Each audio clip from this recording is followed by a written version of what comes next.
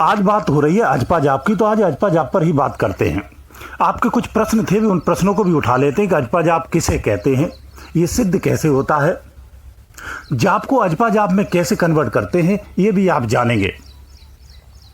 आज आप ये भी जानें कि वास्तव में अजपा जाप कौन सा होता है, सच्चा अजपा जाप कौन सा है। आप वास्तव में सच्चे अजपा जाप को ही कर रहे हैं या फिर कोई दूसरा कर रहे हैं। ये सारे भ्रम आपके आज खत्म होने वाले हैं। आज आपको ध्यान से सुनना चाहिए। आज अजपा जाप के ही बारे में बात करने वाला हूं। आप सभी लोगों को सुनना चाहिए, जितने लोग बैठे इनको भी सुनना चाहिए, क्योंकि 2 दिन बाद मैं चला जाऊंगा तो फिर आप लोग बोलेंगे पिछले आते के साथ ही किसी ने मेरे से प्रश्न किया था, आपने किया था ना। आज अजपा जाप पर ही बात करते हैं। देखिए ऐसा है, सबसे पहले आपका प्रश्न उठा लेते हैं। आपने कहा था कि अजपा जाप किसे कहते हैं। आप सभी जानते हैं अजपा जाप किसे कहते हैं। निरंतर अंतर में चलने वाला जाप जो होता है उसी को अजपा जाप कहते हैं। लेकिन निरंतर अंतर में जो अजपा जाप चलता है वो कौन सा जाप चलता है जिसे आप अजपा जाप कहते हैं। अजपा जाप 2 तरह का होता है, एक बाणी के द्वारा या बिना बाणी के द्वारा।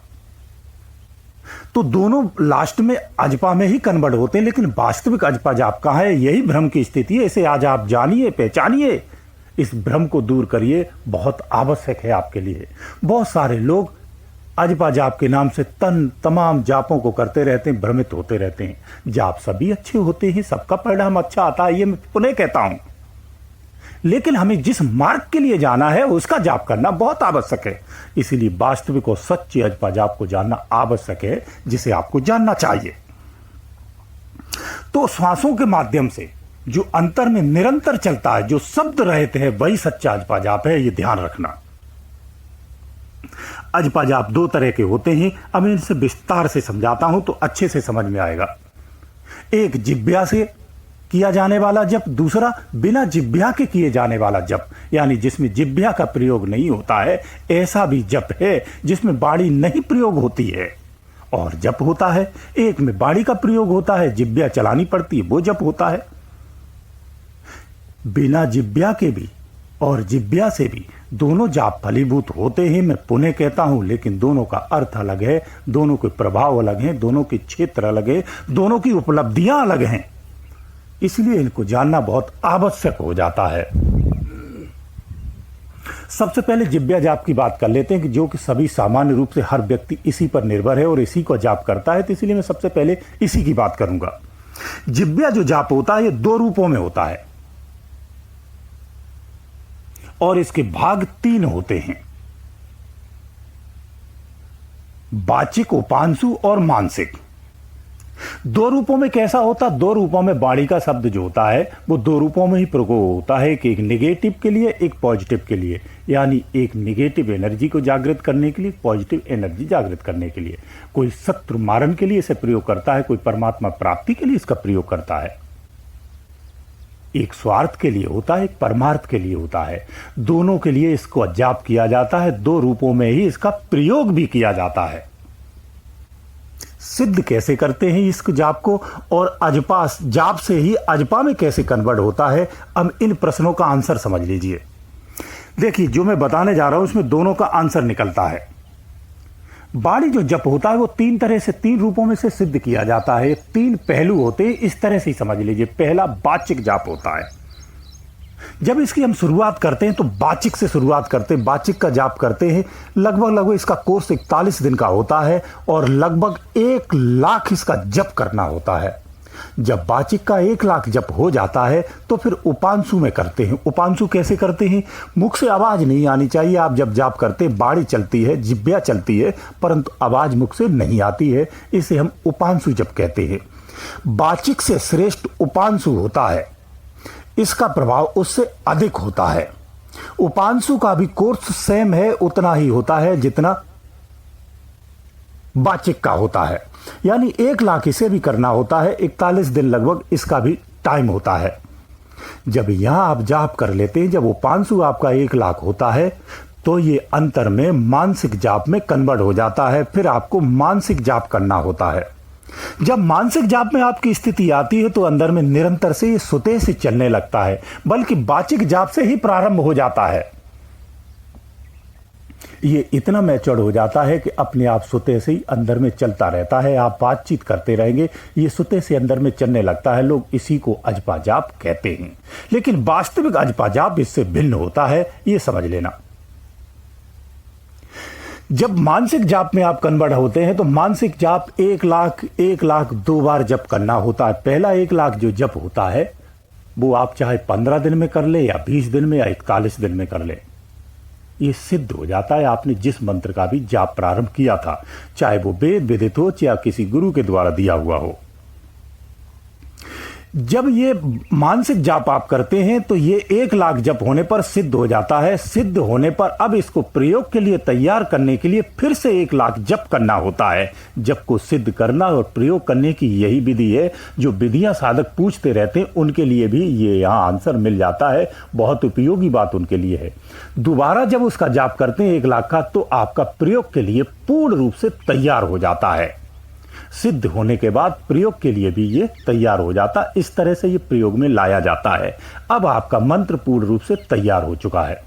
आप जिस उद्देश्य के लिए इसका जाप अब आगे से करेंगे, वहां ये अपना जाप पूर्ण रूप से कार्य करेगा और फल की प्राप्ति देगा। ये आपका बाणी जप है। इस तरह से ये जप सिद्ध होता है। कुछ साधक अपने ध्यान को उठाने के लिए इसी जप का ही सहारा लेते हैं। ये मार्ग बहुत विचित्र है, अलग है। आंतरिक साधना के लिए इन मंत्रों का उपयोग नहीं करना चाहिए। ये मैं अपनी पर्सनल सलाह देता हूं। आप इससे संतुष्ट नहीं है तो कोई बात नहीं, आप अपनी विधि से चल सकते हैं। परंतु मैं इस विधि से नहीं गया हूं तो मैं उस मार्ग की बात ही नहीं करूंगा, क्योंकि इससे सरलतम भी मार्ग है। मैं उस मार्ग की अपनाने की बात कहूंगा जो आगे मैं जिक्र करने वाला हूं। ये आपका जिह्वा जाप हो गया। अब इस मंत्र का जाप आप पॉजिटिव के रूप में प्रयोग करते हैं या फिर आप परमार्थ के लिए करते हैं या स्वार्थ के लिए करते हैं या किसी अन्य के लिए करते हैं, वो आपके उद्देश्य के भी संभव होता है। आपके विचारधारा पर ही डिपेंड करता है आप किस में प्रयोग करते हैं।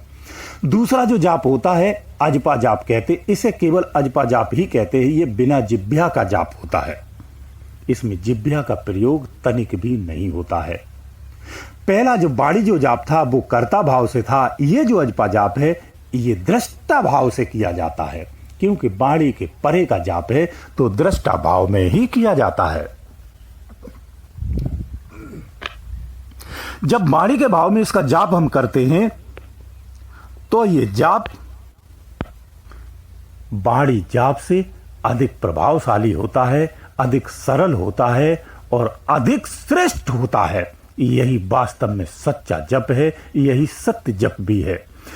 मनुष्य जब पैदा होता है, उसके पैदा होने के साथ ही ये जप उसके साथ निरंतर चलता है। ये परमात्मा की दी हुई निज में ही अंतर में एक सहज व्यवस्था है। उस परमात्मा प्राप्ति के लिए ही आपका जन्म दिया गया है। इस मार्ग से आपको वहां तक पहुंचने की यही व्यवस्था है जो सहज में है, सरलतम में है। इसके लिए धन, संसार का कोई भी साधन आवश्यक नहीं होता है। निज में ही निज का हवन करना होता है। निज की श्वासों से, निज के श्वासों के लिए, निज के श्वासों के द्वारा ही अंतर में ही कल्याण किया जाता है और इसका जाप किया जाता है। इसी जाप से ही जीवन का कल्याण होता है। जो साधक इसका जाप करता है उसे आध्यात्मिक सफलताएं आसानी से मिलती हैं। सफलताएं इतनी आसानी से मिलती हैं आपको महसूस तक नहीं होती हैं। इतनी बड़ी बड़ी उपलब्धियां और रिद्धियां और सिद्धियां मिल जाती हैं जो बाहर की साधनाओं में संभव नहीं होती हैं। अजपा जाप को जो साधक करता है वो संसार में रहते हुए संसार से भिन्न हो जाता है, अपने में रहते हुए अपने से भिन्न हो जाता है। वो सामान्य से होते हुए भी भिन्न होता है और भिन्न में भी अभिन्न हो जाता है। अजपा जाप का ऐसा प्रभाव होता है। अजपा जाप पर ही आपको भी ध्यान देना चाहिए। अब आपको समझ में आ गया होगा कि सच्चा अजपा जाप कौन सा होता है। उसी सच्चे अजपा जाप पर ही आपको ध्यान देना चाहिए। उस अजपा जाप पर, वो श्वास पर चलने वाला जो मंत्र है, जो जाप है, उसको केवल दृष्टा भाव से ही देखना होता है, करना नहीं होता है। इसी को हम दृष्टा भाव कहते हैं। जब कर्ता भाव से आप करेंगे तो कर्म फल भी बनता है, यानी वो मुक्ति का मार्ग नहीं हो सकता है। इसलिए दृष्टा बन के किया जाता है। आपकी निज अवस्था भी दृष्टा ही है। जब आप निज अवस्था में रहकर के दृष्टा भाव से करते हैं तो कर्म फल नहीं बनता है। इसलिए जब श्रेष्ठ है मुक्त का मार्ग खोलता है और मुक्त के मार्ग पर जाने को प्रशस्त करता है, आपको दृश्य दिखाता है, मार्ग खोलकर स्पष्ट करता है। अजपा जाप यही है, इसी पर साधकों को अभ्यास करना चाहिए। ये बहुत सरलतम है, किसी के बंधनों में भी नहीं है। मैं यहाँ तक कहता हूँ, अगर आपके घर में किसी को परेशानी है पूजा पाठ करने से, धर्म धारणा रखने से, तो अच्छी बात है, कोई बात नहीं। आप इसको गुप्त रूप से अपने अंतर में कर सकते हैं, किसी को पता नहीं चलेगा। बाहरी रूप से जो आप उपलब्धियां पाते हैं उससे ये श्रेष्ठ है। अंतर में ही आपका हृदय परिवर्तन हो जाएगा, आपका प्रभु आपको मिल जाएगा। इसी जाप से ही आगे का मार्ग खुलता है। अजपा जाप ऐसे समझ लीजिए जैसे आप किसी कक्षा में, नर्सरी में आप पढ़ते हैं। अब ध्यान की अवस्था के बारे में बात कर रहा हूं। कुछ लोग यही जंप करके रुक जाते हैं या इसी को सिद्ध करके अपने आप को पूर्ण मानते हैं, तो मैं उनका भ्रम दूर करने के लिए शब्द बोल रहा हूं। अजपा जाप क्या है? नर्सरी की पढ़ाई है। जब अध्यात्म में आप प्रवेश करते हैं तो सबसे पहले पढ़ाई नर्सरी की जाती है। वो नर्सरी की ही पढ़ाई, कक्षा 1 की ही पढ़ाई है, जिसे हम अजपा कहते हैं।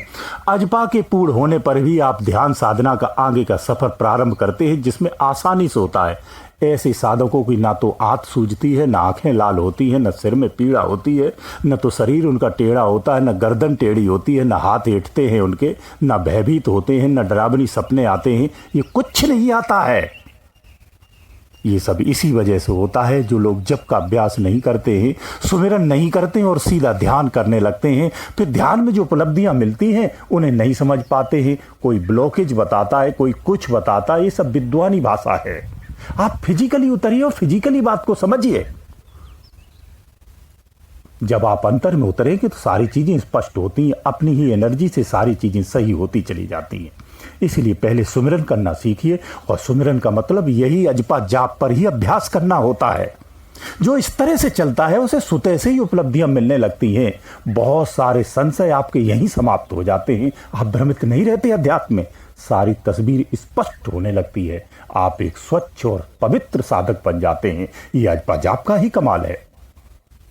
इसलिए सबसे पहले आपको अजपा करना है, ये ध्यान रखना, और अजपा पर ही अभ्यास करते हुए इसी पर स्थिर हो जाना है। तो उम्मीद है आज आपको समझ में आया होगा कि असली अजपा जाप कौन सा है, जाप को अजपा में कैसे कन्वर्ट करते हैं। ये सारे प्रश्नों के उत्तर आपको मिल गए होंगे। फिर भी कोई प्रश्न है तो आप हमसे पूछ सकते हैं, पर्सनली पूछ सकते हैं। ध्यान रखना लेकिन मुझे मेल ही करना। गुरुदेव दयालु।